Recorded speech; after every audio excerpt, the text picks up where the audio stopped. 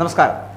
ലോക്സഭാ തെരഞ്ഞെടുപ്പിൽ കനത്ത തോൽവിയിലേക്ക് CPM-നെ നയിച്ചതിൽ പ്രധാനമായ കാര്യം ഭരണവിരുദ്ധ വികാരമാണ് എന്ന് പകൽ പോലെ വ്യക്തമാണ്. എന്നാൽ ഇക്കാര്യം മുഖ്യമന്ത്രിക്ക് മുന്നിൽ തുറന്നു പറയുവാൻ പോകുന്ന പാർട്ടി നേതാക്കൾ എത്ര പേരുണ്ട് എന്ന് CPM-ൽ എന്നുള്ള കാര്യം ആലോചിക്കുക. തോൽവി അവലോകനം ചെയ്യാൻ കഴിഞ്ഞ ദിവസം CPM സംസ്ഥാന സെക്രട്ടേറിയറ്റ് യോഗത്തിൽ പോലും കാര്യമായ വിമർശനങ്ങളൊന്നും ഉണ്ടായിട്ടില്ല എന്നുള്ളതാണ്. മുഖ്യമന്ത്രിക്കും ഭരണത്തിനുമെതിരെ ഒരു ചെറുവിരലനക്കാൻ ഈ സഖാക്കന്മാർക്കൊന്നും കഴിഞ്ഞില്ല എന്നുള്ളതാണ്. സർക്കാരിൻ്റെ പരിഗണനകളിൽ മാറ്റം വേണമെന്നും കൂടുതൽ ജനകീയമാകണമെന്നും മാത്രമാണ് CPM സംസ്ഥാന സെക്രട്ടേറിയറ്റിൽ അഭിപ്രായം ഉയർന്നതുപോലും. LDF-ഉം പാർട്ടിയും ആഴത്തിൽ പരിശോധിച്ച് മാറ്റങ്ങൾക്ക് തയ്യാറാകണമെന്ന സന്ദേശമാണ് ഈ ജനവിധി നൽകുന്നത് എന്നാണ് സെക്രട്ടേറിയറ്റ് വിലയിരുത്തിയത് പോലും.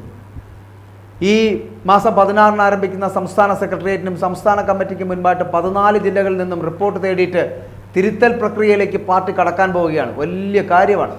മുഖ്യമന്ത്രി പിണറായി വിജയൻ പങ്കെടുത്ത യോഗത്തിൽ സർക്കാർ വിരുദ്ധ വികാരമാണ് തോൽവിക്ക് കാരണമെന്ന അഭിപ്രായം ആരെങ്കിലും ഒരു സഖാവ് പറയാത്തെന്താ? ആരും അതേപടി പ്രകടിപ്പിച്ചില്ല എന്നുള്ളതാണ്. യോഗത്തിന് മുമ്പ് മുഖ്യമന്ത്രി സർക്കാരിനെ വിമർശിച്ച കൂറിലോസിനെ വിവരദോഷി എന്ന് വിളിച്ച് അധിക്ഷേപിച്ച് സംസാരിച്ചത് തനിക്കും സർക്കാരിനുമെതിരെ ഉയരാൻ ഇടയുള്ള വിമർശനങ്ങളെ കാലേകൂട്ടിക്കണ്ട് ചെറുത്തതാണ് എന്നുള്ള വിലയിരുത്തലുകൾ കൂടിയുണ്ട്. കൂറിലോസിനെ വിവരദോഷി എന്ന് വിളിക്കുമ്പോൾ കൂടെയുള്ള സഖാക്കളെ എന്ത് വിളിക്കുമായിരിക്കും? അതുകൊണ്ട് തന്നെ മുഖ്യമന്ത്രിയുടെ അപ്രീതിക്ക് പാത്രമാകാതിരിക്കാൻ വേണ്ടി മയത്തിൽ കാര്യങ്ങൾ പറയുകയാണ് പല സഖാക്കന്മാരും ചെയ്തത് എന്നുള്ളതാണ്. എന്നാൽ സർക്കാരിൻ്റെ പ്രവർത്തനത്തിലും ശൈലിയിലും ചില മാറ്റങ്ങൾ വേണമെന്നുള്ള ജനവിധി സൂചിപ്പിക്കുന്നത് എന്ന് പലരും പറയാതെ പറയുകയും ചെയ്തു. പാർട്ടിയും സർക്കാരും തുടർന്നും ചേർന്ന് തന്നെ പ്രവർത്തിക്കണമെന്നും പറയുന്നുണ്ട്.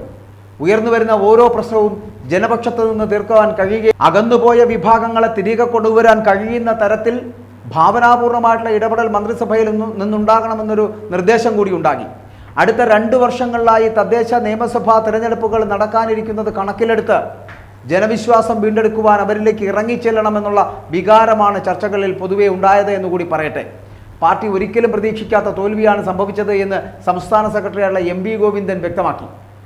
ഇന്ത്യ സഖ്യത്തിലെ 2 മുന്നണികൾ ഇവിടെ ഏറ്റുമുട്ടിയപ്പോൾ കോൺഗ്രസ് നയിക്കുന്ന UDF-ന് കൂടുതൽ സീറ്റുകൾ അല്ലെങ്കിൽ കൂടുതൽ ആനുകൂല്യം കിട്ടുമെന്ന് പാർട്ടി തന്നെ നേരത്തെ കണ്ടതാണ് എന്നുകൂടി പറയുവാൻ ആ സഖാവ് മറന്നില്ല. പക്ഷേ 2019-ലെ വോട്ട് ശതമാനത്തിൽ നിന്ന് പിന്നോട്ട് പോകുമെന്നോ ഒരു സീറ്റിൽ തന്നെ വീണ്ടും ഒതുങ്ങുമെന്നോ കരുതിയതല്ല എന്നുകൂടി പറയേണ്ടിയിരിക്കുന്നു. ജനപതി ഉൾക്കൊണ്ടുള്ള നടപടികളിലേക്ക് ബ്രാഞ്ച് മുതൽ സംസ്ഥാന കമ്മിറ്റി വരെ കടക്കണമെന്ന് സെക്രട്ടറി പറയുകയും ചെയ്തു. അതായത് അപ്രതീക്ഷിത വിധിയാണ് ഉണ്ടായത് എന്ന് മുഖ്യമന്ത്രിയും അഭിപ്രായപ്പെട്ടു. അപ്പോഴും മുഖ്യമന്ത്രിയെ മാറ്റാൻ ആരും അഭിപ്രായം പറഞ്ഞില്ല എന്നുള്ളതാണ്. മണ്ഡലങ്ങളുടെ ചുമതല വഹിച്ച സെക്രട്ടേറിയറ്റ് അംഗങ്ങളും സ്ഥാനാർത്ഥികളും അതതിടത്തെ സാഹചര്യങ്ങൾ കൃത്യമായി വിശദീകരിക്കുകയുണ്ടായി. എല്ലാവരുടെയും കണക്കുകൂട്ടലുകൾ പിഴച്ചു എന്നാണ് ചർച്ചകൾ വ്യക്തമാക്കിയത്. പാർട്ടി ശക്തി കേന്ദ്രങ്ങളിലെ BJP കടന്നുകയറ്റത്തിലെ ഉത്കണ്ഠയും യോഗത്തിൽ അവർ ഉയർത്തുകയുണ്ടായി. പക്ഷേ പാർട്ടിയുടെ ഔദ്യോഗിക പ്രതികരണം യോഗത്തിനു ശേഷം ഉണ്ടായില്ല എന്നുള്ളത് വളരെയധികം ശ്രദ്ധേയമായതുമാണ്. ഇവിടെ പാർട്ടിയോട് അല്ലെങ്കിൽ ലോക്സഭാ തെരഞ്ഞെടുപ്പിലേറ്റ കനത്ത തോൽവിക്ക് ഉത്തരവാദിത്തം ആരാണ് ഏറ്റെടുക്കേണ്ടത്? പാർട്ടിയും സർക്കാരും ഏറ്റെടുക്കണം. അങ്ങനെയാണെങ്കിൽ ഒരു സർക്കാർ തന്നെ പാർട്ടിയായി മാറുന്ന സംവിധാനമാണല്ലോ ഇപ്പോൾ ഇടതുപക്ഷത്തുള്ളത്. പണ്ട് പാർട്ടി സെക്രട്ടറി എന്ന് പറയുന്നത് വളരെ കൃത്യമായി ഇംപ്ലിമെൻ്റ് ചെയ്യാൻ കരുത്തുള്ള ഒരു പ്രസ്ഥാനം ഒരു സർക്കാരായിരിക്കും ഉണ്ടായിരിക്കുക. പക്ഷേ ഇവിടെ പാർട്ടിയും സർക്കാരും ഒരു വ്യക്തിയിൽ കേന്ദ്രീകൃതമാകുമ്പോൾ ആ വ്യക്തിയാണ് തെറ്റ് ചെയ്തിരിക്കുന്നത്.